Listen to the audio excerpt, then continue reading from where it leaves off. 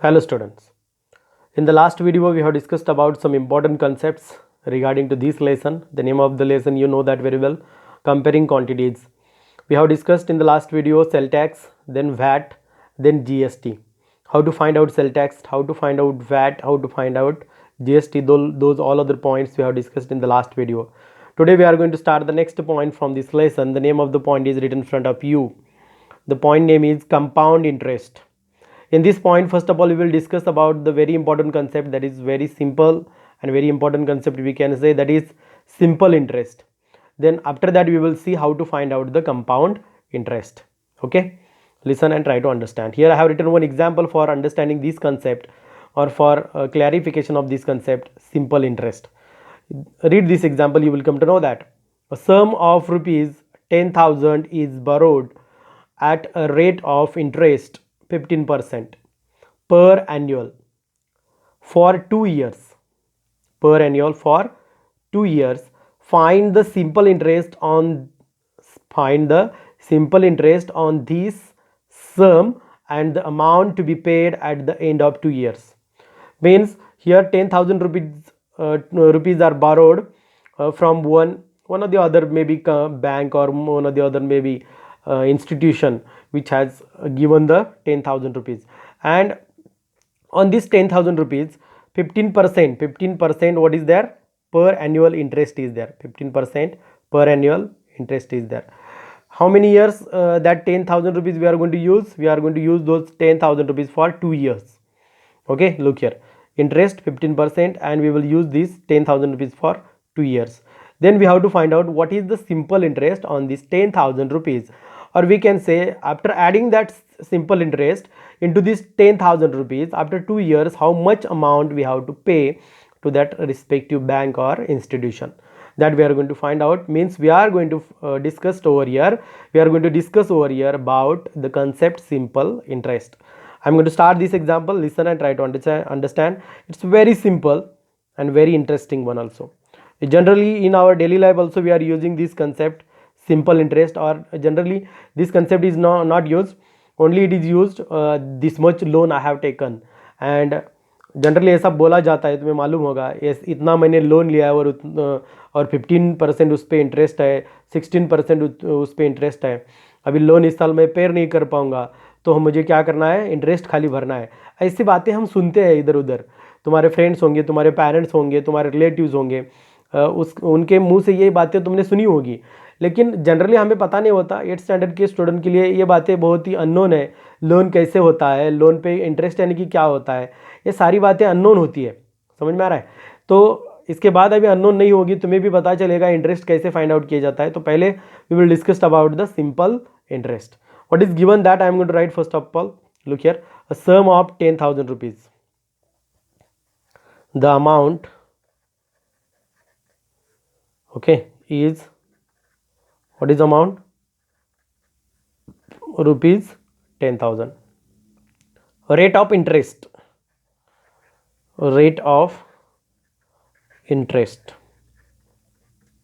is equal to 15%. अब ये percent लिखा है तो 100 रुपीज़ को कितने रुपीज़ होंगे, 15 रुपीज़. ये हमने पहले भी इसके डिस्कस किया है. ओके, यानी कि इंटरेस्ट के बारे में नहीं, लेकिन परसेंटेज कैसे निकालते हैं, परसेंटेज में दिया जाए तो वो उसको अमाउंट में कैसे कन्वर्ट करते हैं, सारी बातें हमने डिस्कस की है पहले. Okay, then look here, time, कितना टाइम दिया है उनको, 2 years का टाइम दिया है. कितना टाइम दिया है, 2 years का टाइम दिया है. तो we have to find out the simple interest. Got idea? Okay, I am going to start. Look and try to understand how to find out. It's very simple. Here first of all we have to find out, or we can say we have to consider. What we have to consider? On rupees 100 the interest charge for 1 year, what will be that? Or we can say what will be the interest on rupees 100 for 1 year. अगर पहले हमने 1 साल का interest find out किया तो उसको हम 2 से मल्टीप्लाई करेंगे तो 2 साल का इंटरेस्ट हो जाएगा, और वो इंटरेस्ट हम क्या करेंगे, इस 10,000 रुपीज़ में ऐड करेंगे, तो उतनी अमाउंट 2 साल के बाद उनको पे करनी है. समझ में आ रहा है? मैंने यही बताया तुमको. देखो, रेट ऑफ इंटरेस्ट 15%. ये परसेंट जो होती है ना, वो कभी भी 100 पे ही कंसिडर की जाती है. ओके, तो हमें इधर क्या करना है, here let us consider on ₹100 interest charge for 1 year, और लेट अस कंसिडर इसके बजाय भी तुम ऐसे बोल सकते हो, डायरेक्टली भी ऐसे लिख सकते हो, here on ₹100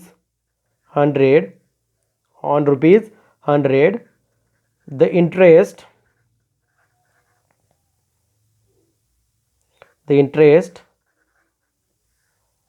charge for 1 year, the interest charge for 1 year। अभी ध्यान से देखो इधर, रेट ऑफ इंटरेस्ट 15% पर एनुअल, यानी कि एक साल को 15%, तो 2 साल को क्या होगा, जो पहले हमने इंटरेस्ट लिया है उस पर क्या होगा, 15% फिर से ऐड होगा। अभी इधर देखो, यानी कि एक साल का अगर तुम्हें ₹1000 पे करना है तो 2 साल के लिए तुम्हें कितने रुपीज़ पे करने के लिए पड़ेंगे, ₹2000 पे करने पड़ेंगे। इसका मतलब ऐसा है, on ₹100 the interest charge for 1 year is ₹15, यानी कि ₹100 को उनको कितने रुपीज़ देने पड़ेंगे, ₹15 देने पड़ेंगे। ओके, तो जनरली हम फाइंड आउट करेंगे, देन ₹10,000 के लिए, देन फॉर ऐसा बोलेंगे, for then for ₹10,000 the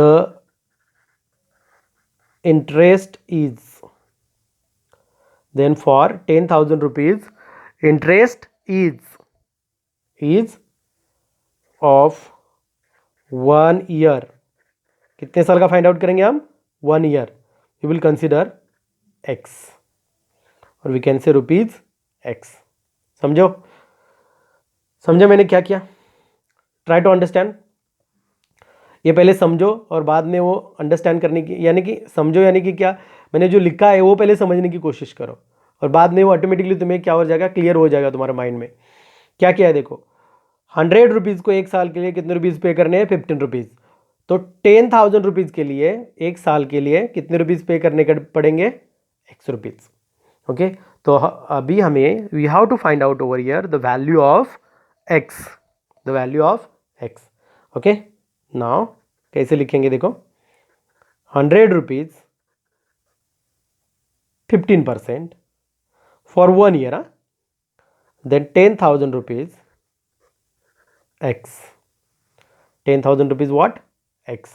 then now what we will do, we will multiply, cross multiplication करना है इधर, इसको इससे और इसको इससे मल्टीप्लाई करो, therefore 100 into x is equal to 10,000 into 15, therefore x is equal to 10,000 into 15 divided by 100, therefore x is equal to 0 0 0 0 cancel, तो होगा 100 इंटू 15, ये 0 0 और ये 0 0 कैंसिल होंगे, तो x is equal to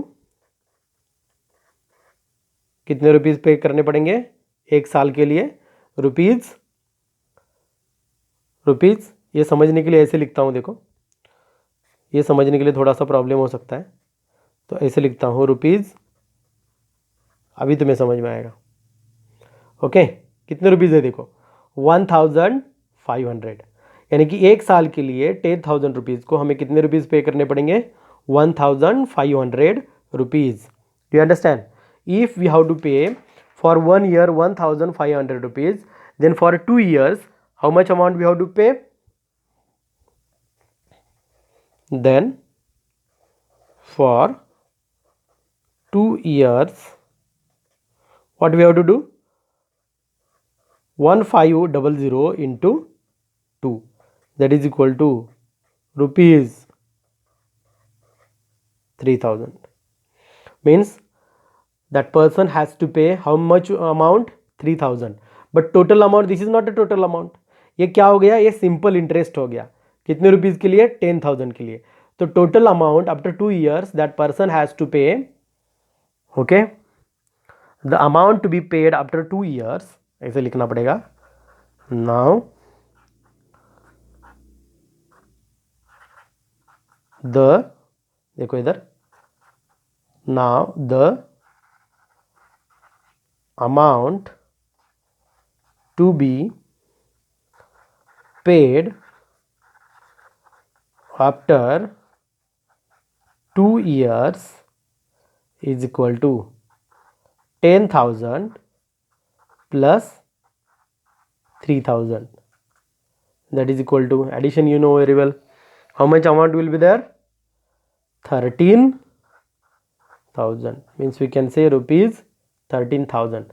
Means that person has to pay rupees 13,000 after 2 years. Got idea? This is known as which concept? Simple interest. Okay. Now in the second example we will discuss about the compound interest. Compound interest का example कैसे होता है देखो. Find compound interest on rupees 12,600. Find compound interest on rupees 12,600 for 2 years at 10% per annual, compounded annually. 10% per annual, compounded annually. ये जो compound interest होता है ये कंसेप्ट अलग है. सिंपल इंटरेस्ट पे क्या होता है देखो, जितना लास्ट ईयर में इंटरेस्ट था वही इंटरेस्ट सेकेंड ईयर में भी कंसिडर किया जाता है, वही इंटरेस्ट थर्ड ईयर में भी कंसिडर किया जाता है. इसको बोलते हैं सिंपल इंटरेस्ट. ये सिंपल होता है, प्लेन होता है. समझ में आ रहा मैं क्या बोल रहा हूँ? यानी कि इधर देखो हमारे पहले एग्जाम्पल में हमें इधर आंसर मिला था 1,500. तो 1,500 सेकेंड ईयर के लिए भी हमने कंसिडर किया. तो 2 साल के लिए कितने हो गए? 3,000 रुपीज़ हो गए. लेकिन ये जो कंपाउंड इंटरेस्ट की बात है ये थोड़ा सा अलग होता है. ओके. कंपाउंड इंटरेस्ट कैसे फाइंड आउट किया जाता है देखो. कंपाउंड इंटरेस्ट फाइंड आउट करते वक्त जो पिछले साल का अमाउंट है उसमें पिछले साल का इंटरेस्ट भी ऐड किया जाता है, और वो अमाउंट और वो इंटरेस्ट बना के यानी कि एडिशन करके जो अमाउंट बनती है उस पर फिर से इंटरेस्ट क्या किया जाता है? ऐड किया जाता है. ऐसे जो इंटरेस्ट होगा वो इंटरेस्ट अमाउंट में ऐड किया जाता है, और अमाउंट में ऐड करने के बाद जो अमाउंट बनती है उसको नेक्स्ट ईयर के लिए इंटरेस्ट के लिए कंसिडर किया जाता है. फॉर एग्जाम्पल अभी मैं इधर बता देता हूँ. देखो, find compound interest on rupees 12,600. अभी इस पहले एग्जाम्पल में ही मैं तुमको क्लियर कर दूंगा तो तुम्हें समझ में आएगा. अभी देखो सिंपल इंटरेस्ट में हमने क्या किया, 1,500 जो पहले साल का इंटरेस्ट था वही इंटरेस्ट हमने क्या किया, उसको 2 से मल्टीप्लाई किया. तो हमें 2 साल का सिंपल इंटरेस्ट कितने रुपीज़ मिला? 3,000 रुपीज़ मिला. करेक्ट. लेकिन कंपाउंड इंटरेस्ट में क्या होता है देखो, कंपाउंड इंटरेस्ट में ऐसा होता है, पहले अमाउंट है 10,000. ओके. तो पहले साल का इंटरेस्ट हमने फाइंड आउट किया 1,500. तो दूसरे साल का इंटरेस्ट फाइंड आउट करने के लिए हमें क्या करना होता है देखो, कंपाउंड इंटरेस्ट की मैं बात कर रहा हूँ अभी. कंपाउंड इंटरेस्ट फाइंड आउट करते वक्त इस 10,000 में ये 1,500 क्या किए जाते हैं? ऐड किए जाते हैं. तो कितने बनेंगे? 11,500. तो नेक्स्ट ईयर के लिए जब हम इंटरेस्ट फाइंड आउट करेंगे तो 10,000 का इंटरेस्ट नहीं फाइंड आउट किया जाता. कितने रुपीज़ का इंटरेस्ट फाइंड आउट किया जाता है? 11,500 का इंटरेस्ट फाइंड आउट किया जाता है. इसको बोलते हैं कंपाउंड इंटरेस्ट. और ये जो मैंने तुमको बताया पहले वो सिंपल है, अभी ये जो बता रहा हूँ वो है कंपाउंड इंटरेस्ट. तो कंपाउंड इंटरेस्ट फाइंड आउट करने के लिए तुम कंफ्यूज मत होना. इधर मैं एक सिंपल फॉर्मूले के साथ से, यानी कि with the help of this formula, in this by using this simple formula I am going to explain this. No need to take tension. Listen and try to understand what I am going to do here. Solution given. First of all, let me write what is given in the code words or the concepts which I am going to use in the formula. फॉर्मूले में जो मैं concept use करने वाला हूँ वो concept use करके मैं इधर पहले लिख देता हूँ. इधर देखो, find the compound interest on rupees. जो पहले अमाउंट दी जाती है उसको बोला जाता है कंपाउंड इंटरेस्ट के कंसेप्ट में उसको बोला जाता है प्रिंसिपल. क्या बोला जाता है? प्रिंसिपल. ओके. प्रिंसिपल यानी कि शॉर्ट फॉर्म में लिया जाता है पी. तो इधर जो अमाउंट पहले दी है उसको बोलते हैं प्रिंसिपल. अमाउंट कितनी है? 12,600. ओके. नेक्स्ट, जो रेट ऑफ इंटरेस्ट है उसको रेट ही बोला जाता है. इधर रेट ऑफ इंटरेस्ट कितना है देखो, 10%. रेट यानी कि स्मॉल लेटर में लिया जाता है, आर उसको बोलते हैं. कितना है? 10%. और ये जो 2 इयर्स दिया है, ये जो 2 इयर्स दिया है उसको बोला जाता है टाइम. ओके. उसको क्या बोला जाता है? Time. Otherwise in other words also we can say, दूसरे वर्ड्स में हम बोलेंगे number of years. Number of years. इसको शॉर्ट फॉर्म में लिखा है तो लिखते वक्त कैसे लिखते हैं, स्मॉल एन। कैसे लिखते हैं, स्मॉल एन। कितना दिया है हमें, 2 ईयर्स। कितना दिया है number of years, 2 years. Okay, समझ में आ रहा है, डू यू अंडरस्टैंड। 3 कंसेप्ट मैंने लिखे, देखो ये जो नंबर दिया जाता है, पहले अमाउंट दिए जाते हैं उसको बोलेंगे प्रिंसिपल, बाद में जो इंटरेस्ट दिया है उसको बोलेंगे रेट, और जो नंबर ऑफ ईयर्स दिए है वो एज इट इज कॉपी किए। ओके, समझे। तो अभी हमें इधर क्या फाइंड आउट करना है, कंपाउंड इंटरेस्ट। तो कंपाउंड इंटरेस्ट डायरेक्ट नहीं फाइंड आउट होता। कंपाउंड इंटरेस्ट फाइंड आउट करने के लिए पहले हमें क्या फाइंड आउट करना पड़ेगा, अमाउंट फाइंड आउट करना पड़ेगा। अमाउंट फाइंड आउट करना पड़ेगा, यानी कि क्या, 12,600 रुपीज़ को 10% से 2 साल के बाद, तो ये जो 12,600 रुपीज़ है, ये 12,600 रुपीज़ 10% इंटरेस्ट से 2 साल के बाद वो कितने अमाउंट में कन्वर्ट होगा, ये हमें पहले फाइंड आउट करना है। और बाद में हमें क्या मिलेगा, कंपाउंड इंटरेस्ट मिलेगा। कैसे, देखो। ओके, पहले हमें क्या फाइंड आउट करना है, मैंने बोला अमाउंट। तो फॉर्मूला ऐसा है, देखो ये फॉर्मूला तुम ध्यान में रखो। अमाउंट, इसको शॉर्ट फॉर्म में बोलते हैं A is equal to, amount is equal to P in bracket 1 plus R divided by 100 bracket raise to N. ये है फॉर्मूला। ध्यान से देखो इस फॉर्मूले को। हमें पहले क्या फाइंड आउट करना है, अमाउंट। शॉर्ट फॉर्म में कैसे लिखिए, ए, पी यानी कि प्रिंसिपल, आर यानी कि रेट, एन यानी कि नंबर ऑफ ईयर्स। तो पहले हम अमाउंट फाइंड आउट करेंगे। ए इज इक्वल टू, पी कितना है देखो, 12,600 इन ब्रैकेट 1 प्लस आर कितना है, 10 divided by 100, this 100 as it is, और एन कितना है, 2। Got idea. अभी सॉल्व करेंगे, देखो A is equal to 12,600 in bracket, अभी क्रॉस मल्टीप्लाई करो, 100 इंटू 1 100, बीच में साइन कौन सा है, प्लस 10 इंटू, इसके नीचे कुछ भी नहीं है यानी कि डिनोमिनेटर में कुछ नहीं यानी कि 1 है, 10 into 1 10 divided by 10 into denominator 1 consider करेंगे तो 100 bracket raise to 2। A is equal to 12,600, ये कितने होगा, 110 divided by 100 bracket raise to 2। A is equal to 12,600, okay 0 0 cancel होगा, तो 11 डिवाइडेड बाय क्या होंगे, 10 ब्रैकेट रेज टू 2। ओके, समझ में आया। तो इसके आगे भी हम सॉल्व करेंगे, देखो इधर सॉल्व करके मैं दिखा देता हूँ तुम्हें। Therefore A is equal to 12,600 into 11 divided by 10 into 11 divided by 10। Therefore A is equal to, a zero cancel, a zero cancel. Okay, तो ये 0 0 कैंसिल होने के बाद बचेगा क्या, 126 इंटू 11 इंटू 11 यानी कि क्या, 11 का स्क्वायर कितना आता है, 121। Therefore A is equal to 126 को अगर हम 121 से मल्टीप्लाई करेंगे तो आंसर आएगा 15,246। आंसर क्या आएगा, 15,246। अभी ये देखो, ये जो है इसको बोलते हैं amount.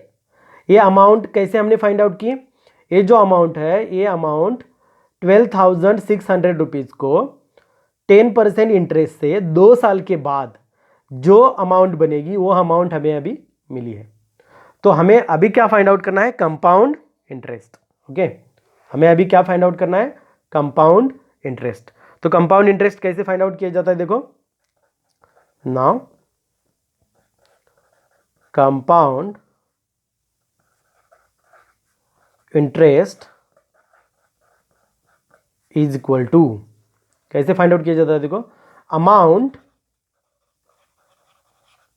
Amount minus principal, amount minus principal. ये शॉर्ट फॉर्म में हम ऐसे लिखेंगे, C dot I is equal to A minus P. Formula कैसा होता है, सी डॉट आई यानी कि compound interest is equal to A minus P. A means amount, P means principal. C dot I is equal to 15,000 246 minus principal कितना है 12,600।